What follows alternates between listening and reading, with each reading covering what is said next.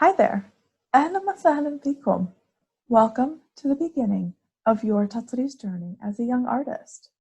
For those of you who don't know me, my name is Samia Ayyash, and I am a Palestinian-American Tatreez artist and educator. During our time together today, we're going to do a couple different things. We're going to, of course, talk about Tatreez, and specifically the Tree of Life motif. You'll get to watch me embroider this motif, and then you'll even create your very own Palestinian Tatreez pattern. Don't worry, I'll show you how. Lastly, there is a competition. At the end of this video, stay tuned to see how you can submit your very own original Tatreez pattern to me to have me embroider it on fabric and feature your design on my page. Let's get started. The first thing any Tatreez artist must do before beginning their project is to pick your colors. For this example, I've chosen to use a bright blue and a bright pink color. Personally, as an artist, I love stitching traditional patterns in bright, modern colors. As an artist yourself, you can choose your favorite colors to plan your own project. Next, I thread my needle and begin working. As I work, let's talk a little bit more about these traditions and what I'm doing. Tatreez itself is the Arabic word for embroidery, but more specifically, it usually refers to Palestinian embroidery. We see a lot of Tatreez when we look at the dresses our grandmothers and our ancestors wore. This traditional dress is called a thobe. Have you ever seen a thobe? Here are some examples. You can pause the video here to talk with your family about these beautiful dresses. As I'm working on creating this motif, you'll notice that I do most of my stitches in half stitches. The reason for that is because traditionally, Palestinian embroidery is known to be very neat on the back. This means that all of the stitches are going in the exact same direction, or as much as possible, and that there is no extra thread or knots on the back of my work. This is because, historically, Tatreez was mostly worn on clothing, and if the back of your work wasn't neat, it could make your clothing itchy and uncomfortable, since it would be touching your skin. Keeping the back of your embroidery neat also helps us use less thread so we're not wasteful. Here's an example of the front and back of some other motifs I've embroidered. What do you notice about the front and back of these motifs? You can pause the video here and discuss. While I'm stitching here, you'll also notice in the background of where I'm working that there are some other orange trees of life embroidered on the thobe behind my hand where I'm working. These trees of life were embroidered over 110 years ago. That's older than our parents and grandparents. That means our ancestors in Palestine have been stitching this design for a long, long time. They would be so proud to know that you are now learning about it. Another thing you should know about Palestinian embroidery is that it does take a very long time to complete. Most thobes or traditional dresses take between 6 months to 1 year of work. In this video, where I'm only stitching one motif, I'm playing the video slightly faster than I actually stitched the design because it took me about 20 minutes to stitch this one little pattern. Can you imagine how long it would take to stitch a row of these? Let me show you another example of a row of these trees of life. The tree of life typically represents the cypress tree in Palestine. The cypress tree is known for being very strong. Its wood is among the strongest and was valuable for building different items. On embroidered pieces, such as a thobe or tapestry, the tree of life is a symbol of strength and the beautiful environment of Palestine. In older pieces of Palestinian embroidery, the tree of life can be seen in long rows, separating other motifs and areas of embroidery, just like it is in this example. That's because a long time ago, people in Palestine didn't use fences to show where one person's house or land ended. They planted cypress trees to represent a border between their land and their neighbors. You might have a fence in your backyard, but in Palestine, almost 100 years ago, you probably would have had a row of cypress trees or the trees of life. Here's another colorful example of the tree of life from El-Bireh, which is a city outside of Ramallah. You can see how it looks a little different than the one I'm stitching here, and the artist also chose unique and beautiful colors, but you can still recognize it as a tree of life. Let's turn our attention back to where I'm at stitching this motif now. Right now, I'm working on the outline of this pattern, and you'll notice that I'm moving my fabric around a lot as I work. The reason for that, again, is so that the back of my work can stay very neat. When I'm working on a thobe, I usually have a lot of fabric in my hands that I'm moving around as I stitch. Here's an example of what it looks like to be doing Tatreez on a thobe. You might be able to see in the video as I work, but I also used the tree of life in this piece I was creating. Can you find it? If not, can you find the tree of life in this photo of the piece I was working on? If you spotted it in these columns in the circled areas, then you are correct. You found the tree of life. I've almost finished stitching the tree of life that I started with you at the beginning of our time together. Let's take a moment to see how you finish a motif and take a look at the front and back of my work.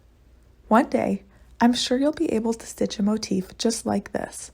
But don't forget, the first step is having a pattern or idea in mind for your Tatreez project. Now, let's go ahead and start working on your very first Palestinian Tatreez pattern. Now that you've seen how I stitched the tree of life, you are about to become a Tatreez artist yourself, and you are going to design your own tree of life. I'll help you a little bit, provide a little inspiration and examples, and you are going to use your planning worksheet to design your own tree of life. Before we move on, you should grab some materials. You're going to need a printed copy of your pattern creation worksheet, and you're going to need either colored pencils, crayons, some kind of colored instrument that you can use to design on your worksheet. I'll personally be using colored pencils in this example, but you can use markers or crayons or anything else that you have. During our time together now, I'm going to walk you through how I designed this motif resembling the tree of life in my own variation, because there's no right or wrong way to design a pattern in Palestinian embroidery. There are a couple things we try to keep in mind, but as Palestinian embroidery changes over time, so do our designs and the stories they tell. I've gathered my materials, and the first thing I'll do, just like you should do, is if I was going to embroider a new piece of art or a thobe, for example, the first thing I would do is I would choose some colors of thread. So to design our motif, I'm going to start by choosing some of my colors to design with. I'm going to be using colored pencils. I also have marker pens, but I'm not going to be using those, although you definitely can use markers or anything else to design your own piece. After getting my supplies, I think I have a couple other colors in here that I might want to use.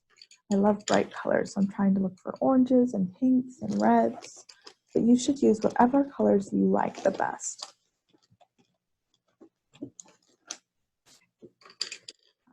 going to put these to the side. Now, once you get your own pattern creation worksheet out,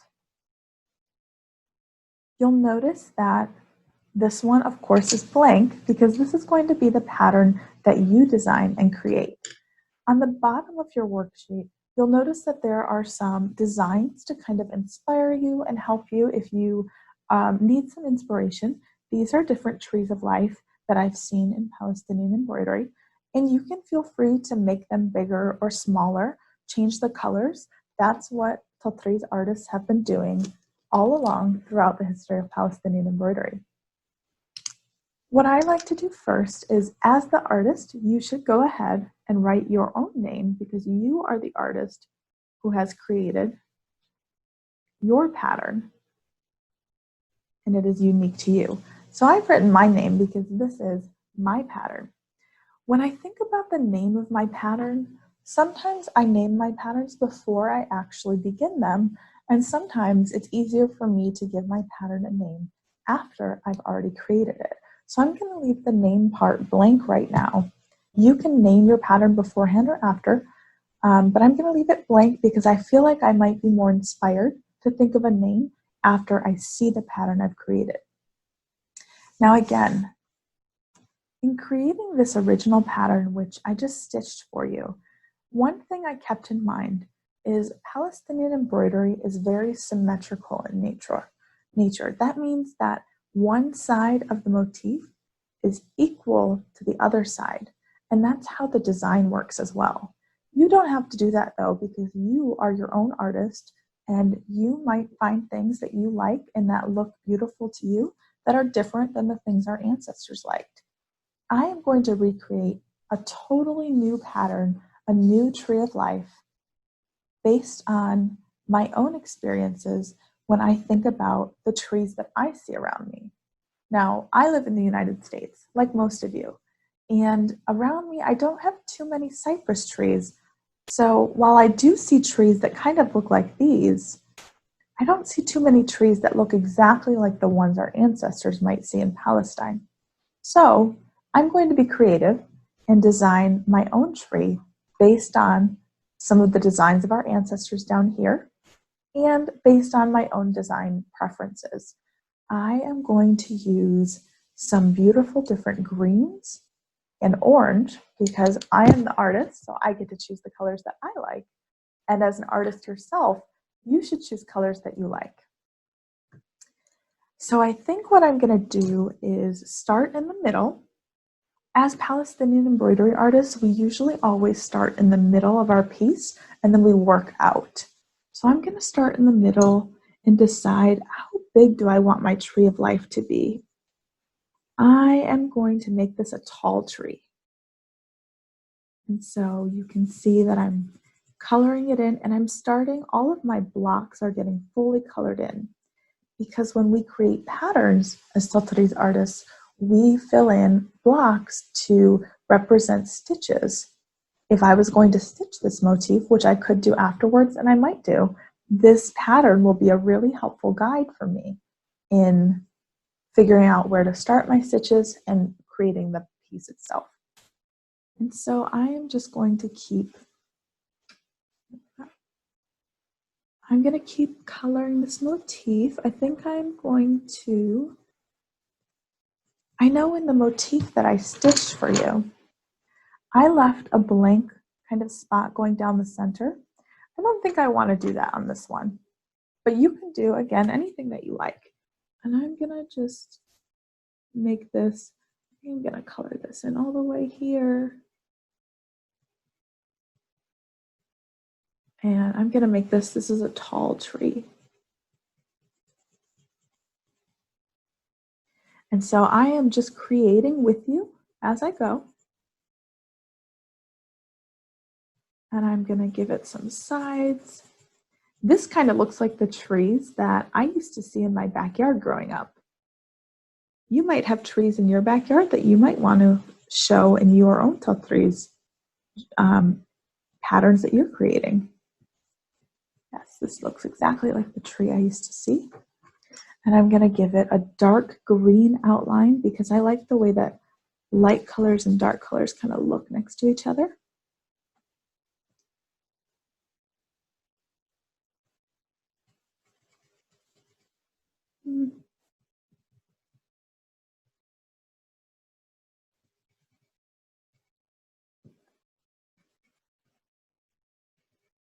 Gonna give it a top up here.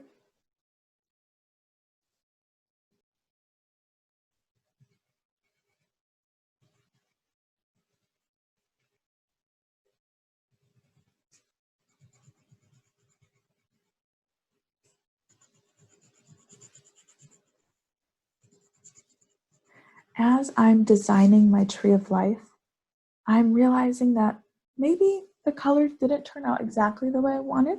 I wanted this to look like a really nice dark green, and it's not as dark as I wanted it to be. So I could use maybe another, I could use my marker to go over it. Let's see how that looks. That looks a little bit more like what I wanted. And so if you have crayons and colored pencils or markers, you can definitely use more than one type of coloring instrument to get the kind of design that you want. In our own embroidery, as a Tatreez artist myself, sometimes I use different types of thread. I definitely use lots of different types of fabric because they all give me a different kind of effect in my own work. And so I really like to mix different types of tools. Some embroidery artists even use paint on their fabric in addition to their embroidery, and it looks very beautiful. Okay, so there is the beginning of my tree. I'm starting to like the way the outline looks. I think I'm going to color the center part in to give it a nice dark line down the center.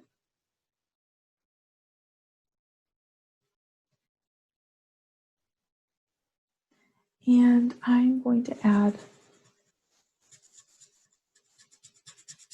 an outline at the bottom as well, kind of like I did in the one I stitched, but you can already see that this one looks a little different. And now I told you that I love bright colors as an artist myself. So I am going to add some orange, almost like cones. Like this is a traditional design in Palestinian embroidery on the Tree of Life. But for me, I kind of like that they almost look like flowers. And so I am adding some orange flowers over here to my brand new design that I'm making with you.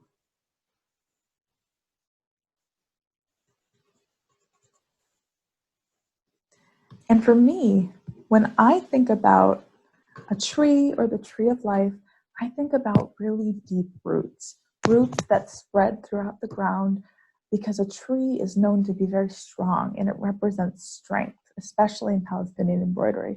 And traditionally, we might not see the roots of a tree embroidered, but Palestinian embroidery evolves and changes over time.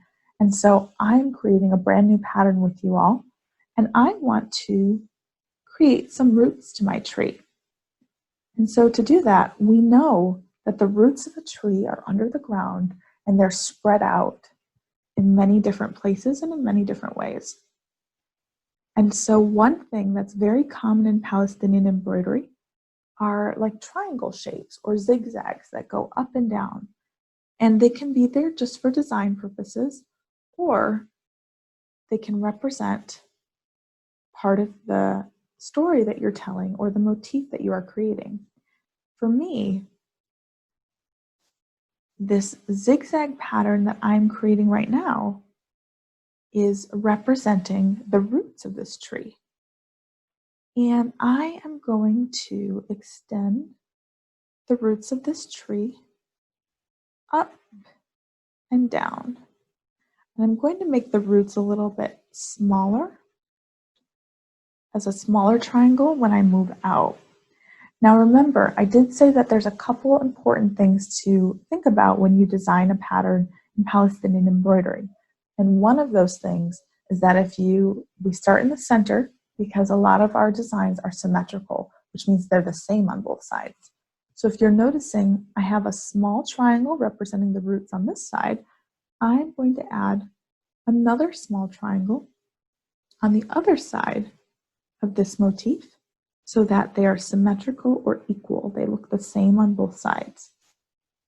Now I have a couple areas to fill in here as I come down. Okay. And so those are equal. I think I'm going to add something kind of to the top of this tree, maybe using, I could use orange because I've already used orange, but I want to be creative, so I'm going to use a new color. And I'm going to use this red color here and add like a crown to the top of my tree of life here.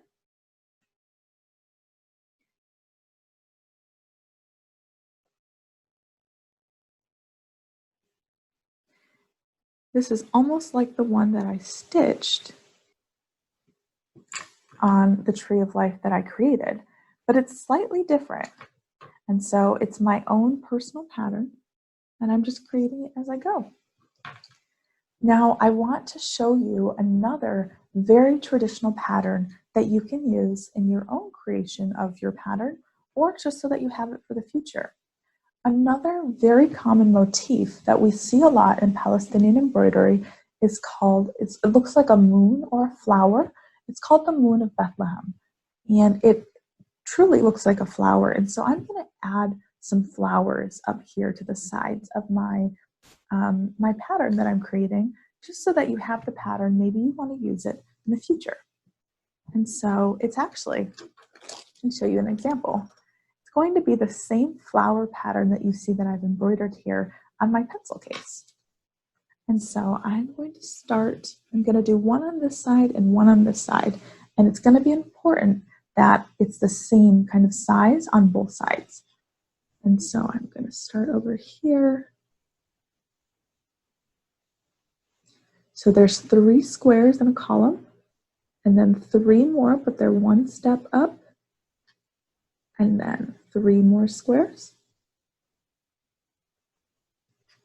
And I'm going to make this a little bit bigger. So I'm going to do each row is 4 squares. So I went 4 squares, 4 squares, 4 squares tall. So this is going to be a big flower, and it's going to look beautiful. And now I'm going to grab another color. I want to use a blue. I really like blues. They show up. And I am going to, so remember, if my lines up here were 4 stitches or 4 squares long, I'm going to make this one 4 stitches or 4 squares long, and then 4 stitches or 4 squares long, and then 4 stitches and 4 squares long. So these are the petals of this flower, or the beginning of the Moon of Bethlehem motif. And so then I am going to do the exact same design right underneath. 4 squares long, 4 squares. 4 squares, remember, means 4 stitches. 4 squares long here. And now 1, 2, 3. This one is going to be 4 squares long. Something important to remember as you create this flower motif or stitch it is that the corners of each color, they touch. And so that will help you in case you make a mistake, just to be really careful about where you're coloring and where you're stitching. That's something that I keep in mind when I stitch this motif. Okay, and now you can kind of see that it's really starting to look like a flower, especially one that you might see on a Palestinian thobe or dress. And I'm going to do the same thing over here. 1, 2, 3, 4. Each petal, each column is 4 stitches or 4 squares long. And here's another one. 1, 2, 4. Now, so that I don't get lost in my pattern, I'm going to keep in mind what I told you. While I stitch, I know that the corners of each of these petals touch. So that helps me think about where I start coloring if you want to use this motif in your own design. 2, 3, 4. And you can hear me counting that just to make sure that each column is the same length long. Counting is something we do a lot in Palestinian embroidery because we want to make sure that our patterns are equal size and 1, 2, 4, that all of our patterns are equal size and that we don't have something that's taller than one side. We like things to be symmetrical.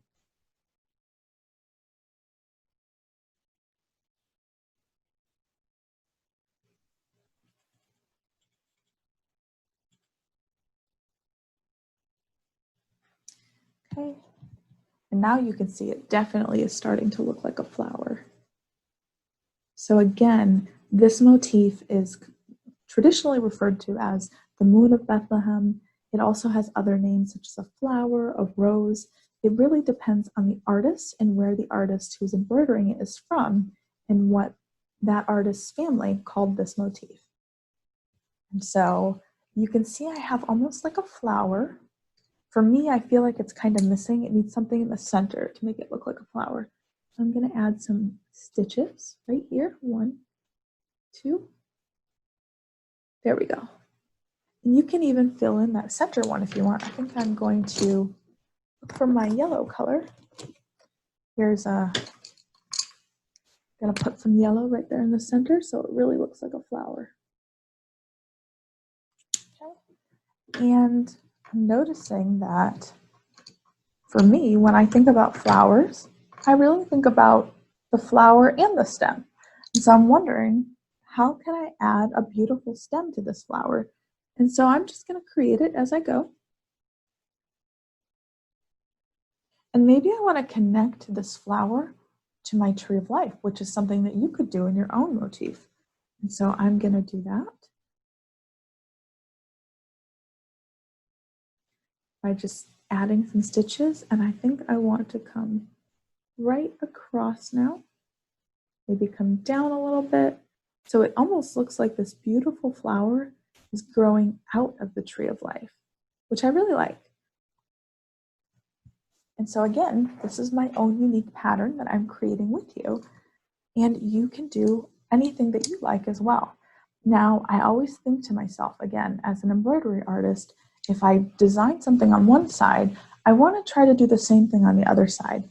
You don't have to do that. You can do what you like, but I'm going to show you if I was going to do that to make it easier. When I'm embroidering with a needle and thread, I usually take my needle and I trace all the way over to the other side to make sure I'm doing the same exact size on the same exact row. And then I have 2 stitches, coloring 2 in, coloring 2 more in here.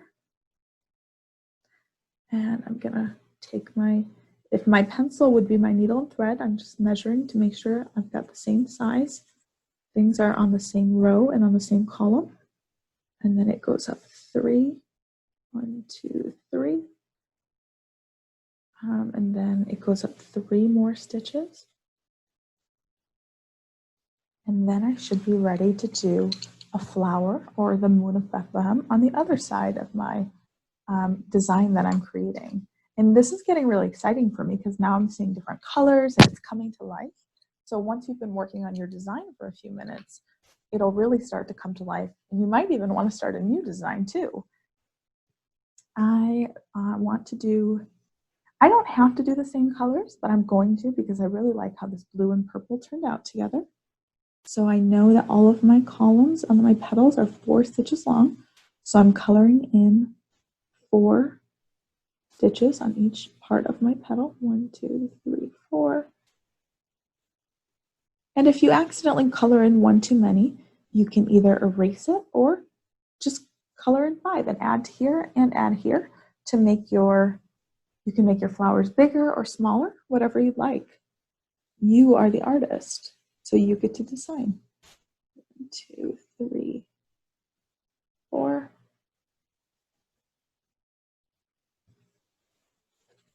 2, 3, 4. 1, 2, 3, 4. Okay, so they're about the same size. You can kind of see that they're starting to look similar. Going to keep going.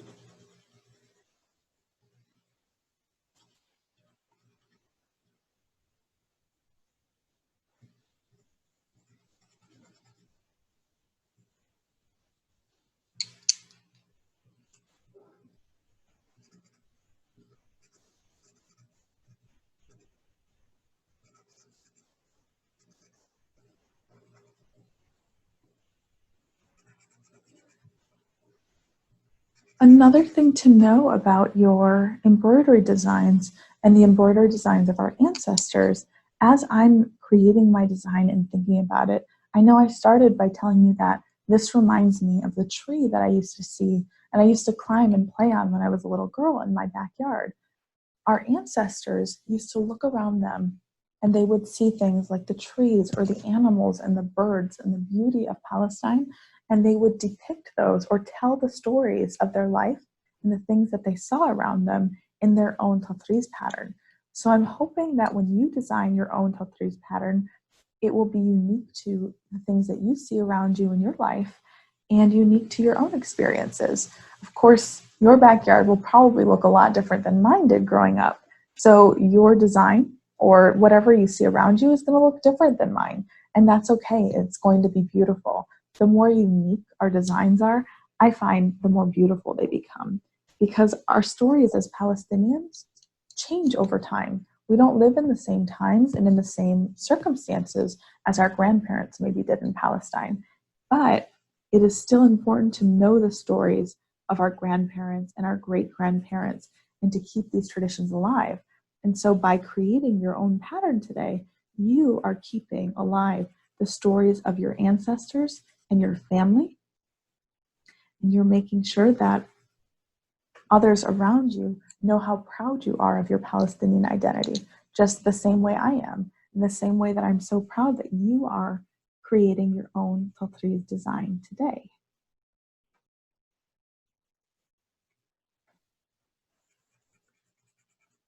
Okay, I've got a few more petals to go.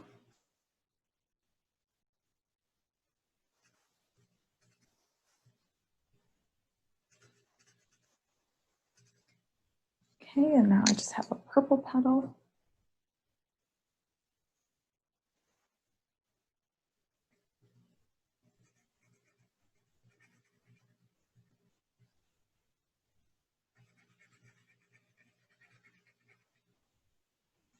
All right, and now I'm gonna fill in the center of my flower over here.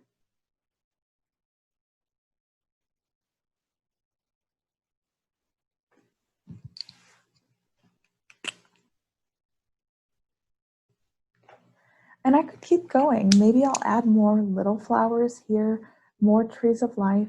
Maybe you want to write your name using these blocks which represent stitches and Tatreez. I am really excited to see whatever it is that you create in your own pattern. And maybe you want to create a pattern that represents your favorite toy or your favorite thing to do. There is no right or wrong pattern in Palestinian embroidery. The important thing about it is that we preserve this tradition. And even though it changes over time, like our patterns change over time, we keep this tradition alive. What are your next steps? Well, if you haven't already started creating your very own first Tatreez pattern with me, go ahead and start creating your Tatreez pattern. If you'd like to listen to some of my favorite songs of Palestine, follow the link on your screen for some beautiful Palestinian music. Lastly, don't forget to name your pattern. I ended up naming my pattern The Beauty in My Backyard. You can name your pattern anything you'd like.